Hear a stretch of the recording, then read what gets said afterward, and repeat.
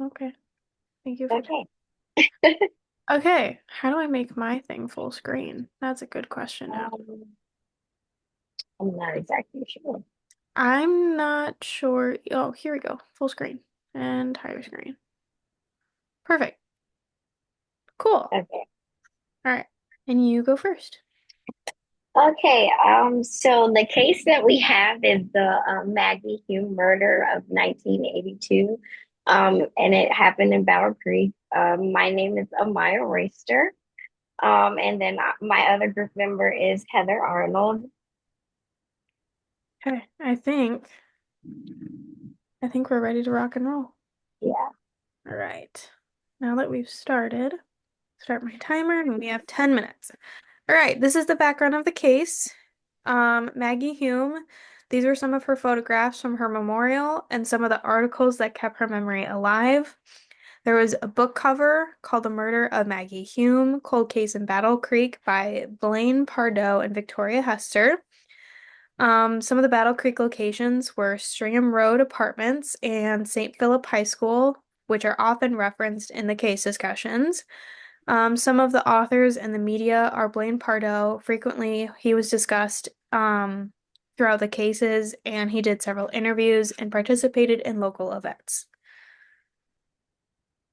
All right. And then the victim of the case was Margaret Mary Maggie Hume. She was 20 and she was a student at Kellogg Community College, training as a medical receptionist. For her family, she was the daughter of Mike Hume, a respected St. Philip High School football coach. And they had a Catholic household. The discovery of the case, she was found August 16th, 1982, strangled and hidden under her blankets in her apartment closet. The crime details is evidence of sexual assault, considered to be one of Battle Creek's most cold cases. The initial suspects were Jay Carter and Michael Roning. Jay was Maggie's boyfriend, a failed polygraph, and he had inconsistent alibis.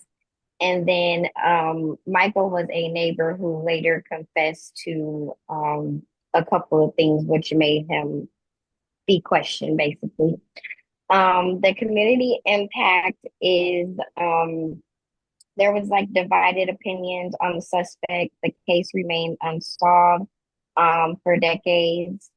The legacy is subject of Blaine Pardo and Victoria's Hester book, The Murder of Maggie Hume. And the status of it right now, it's still unsolved and it remains a haunted cold case in Michigan. All right, some of the sources we were the actual book, which was The Murder of Maggie Hume, The Cold Case in Battle Creek, which came out in 2014. We used some articles, The Macrobay Mondays, The Tragic Story of Maggie Hume, published in 2018. Um, there was another one with Pardo and Hester about the history about their book, which came out in 2018 as well. Another article, which is Authors to Discuss 30-Year-Old Battle Creek Murder, which came out in 2014. And then The Murder of Maggie Hume, which is a podcast that came out in 2015. And so for my crime scene recreation, I basically just put together a bunch of like little doll stuff and try to put in the important evidence such as the phone being off the hook. And you can just see that throughout all of them pretty much. And then that last one is just the strangulation marks found around her neck at the end. And then I also did the sketch. I basically just sketched out how I put together the crime scene when I did the recreation. Okay. And then mine, I pretty much did the exact same thing. Mine was a little bit smaller, but I kind of covered room for room, which what I had throughout my presentation as well. I showed off the strangulation as well, and then this was my presentation for the drawing of her apartment layout. So the forensic evidence then, the evidence recovered from the crime scene at Maggie Hume's Stringham Road apartment in Battle Creek. Her body was found in a closet covered in blankets. The cause of death was strangulation. Signs of sexual assault. There was physical evidence suggested that the assault was prior to death. Physical evidence collected was fibers from blankets and clothing, hair samples, fingerprints from the apartment, blood and bodily fluids, which were limited to testing. And then witness statements were from neighbors and Maggie's boyfriend, who was questioned. These are some of the evidence that they found in her apartment, which was her phone was off the hook, her alarm was still blaring, and her glasses, which she wore every day, were left behind on the nightstand. She had her keys that were left behind to leave her apartment, and her purse was found underneath her body in the closet, under all of the blankets in the Snuggie. So forensic analysis then. So the forensic limitations are the DNA testing was not yet available. Um, and investigators relied on serology and microscopic comparison. Polygraph tests used on suspects. Jay Carter failed one, which raised suspicion. Fiber and hair analysis, compared visually under microscope could suggest similarity, but not definitely identify the source. Fingerprinting was checked against known suspects, but no conclusive match. Confessions and interviews were heavy reliance on suspect statements. Michael Rowling later confessed, but credibility was disputed. And then community pressure, investigators leaned on circumstantial evidence due to the lack of advanced forensics tools. And now the forensics evidence that we have now, touch DNA on the blankets and the closet surfaces, was likely overlooked since DNA profiling back then wasn't available. Could have been left by the killer, which when they were hiding Maggie's body. Latin fingerprints on the closet door and apartment fixtures. Investigators checked for prints, but since the methods were limited, partial or smudged prints may have been completely missed. Modern AFIS databases could have even matched partial to national records. Trace evidence, carpets, clothing, and bedding may have contained fibers or soil particles. Oh gosh, do I even know how to say that word right now? I think Nope. it's So microspectrum. Yeah, I can't say it I'm either. gonna skip right over it. I'm just gonna keep reading. Scanning electron microscopy could identify the origins of all of this with precision. Some of the digital evidence were not collected in 1982. Maggie's phone calls or building entry data could have been narrowed down to suspect timelines. Modern analysis would have used cell tower triangulation and digital forensics. Some of the biological samples were swabs from Maggie's body or clothing, could have contained some cells. Modern STR DNA profiling and YSTR testing could identify male contributors even in mixed samples.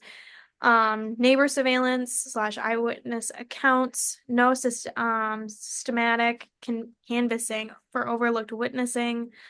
Today, investigators could use CCTV footage, doorbell cameras, and geolocation data to reconstruct all the movements. It's gracious. And then for the forensic analysis now, so for DNA profiling, STR, mitochondrial DNA, and genealogical databases could identify suspects. Fingerprint databases, AFIS allows rapid comparison across millions of records. Trace analysis, advanced chemical and microscopic techniques pinpoint fiber or soil origins. Digital forensics, phone, media data, smart devices, and entry systems reconstruct timelines. And then forensic genealogy could link unidentified DNA. And then I'll just go to mine first so that way Okay, you can, and then I'll start the final. okay. Okay. So, my takeaways is that I very quickly realized just what media and personal bias can do to someone and how it influences their own opinion. The project brought out a different perspective and light on just how many cases, such as Maggie's, ended up completely cold and unsolved due to the limitations of the timeline that I was in. It was made clear to me that closure could come decades later, or not at all, to such cold cases. It opened our eyes to how public advocacy and public interest can reopen such cold cases. We even learned how the smallest of details can be overlooked and end up being a huge play of the case later on in the investigation. And then we finally learned how to use modern day investigation and forensics used to go through the case as a team and find our own theories. And then for my takeaways, I had that I discovered how much I value structured forensic analysis, breaking down evidence into timelines and categories. Researching this case taught me patience with incomplete or inconclusive evidence and the need to avoid rushing to judgment. I learned more about myself as a researcher. I thrive when I use visual aids, outlines, and forensic style tables to clarify complex material. This project deepened my appreciation for the ethical considerations and justice, especially the impact of unsolved cases on families and communities. And finally, I realized how much forensic science has evolved and how important it is to stay aware of new technologies like STR, DNA profiling, and forensic genealogy. Okay, and as a group, these are some of our takeaways. We realized just how much forensic limitations in 1982, such as no DNA profiling, reliance on polygraphs, have shaped the investigation outcome. And then for two, we put the case highlighted the importance of preserving evidence for future reanalysis with modern technology. And then for number three, we saw how community bias and media narratives can influence investigations, sometimes overshadowing forensic facts. And then for four, we put the project reinforced the value of cold case reviews, showing how advances in science can breathe new life into unsolved crimes. And then for the last one, we learned to critically evaluate sources and balance historical context with modern forensic perspectives. And that is it. That is it.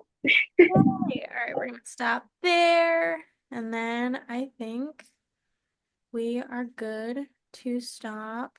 If I can, if it'll let me. Hello. Um, yeah, I think we're good. All right, I'm gonna stop recording.